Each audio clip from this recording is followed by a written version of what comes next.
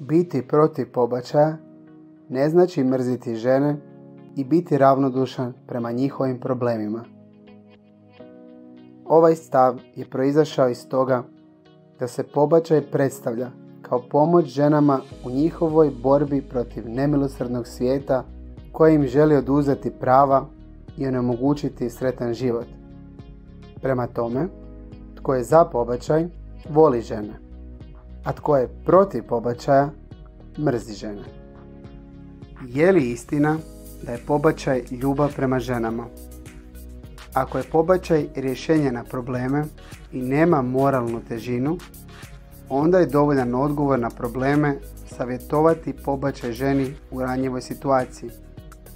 Ali to često znači ostaviti ju da se sama nosi s posljedicama i žaljenjem za izgubljenim djetetom. Svaki čovjek zna što znači trudnoća, a prekid trudnoće je najteži za majku. Izvrtanje riječi ne mijenja istinu koju svi duboko znamo.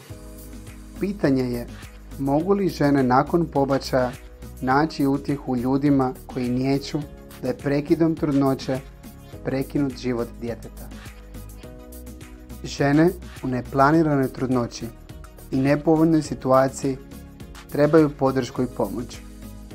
Tko je protiv pobačaja zna da treba pomoći i ženi i djetetu u svakoj fazi njihovog života, i prije poroda i nakon poroda. Zna da se ne odvaja dobrobit žene i njezinog djeteta, nego da to ide zajedno. Uvijek postoji bolji način i postoji pomoć.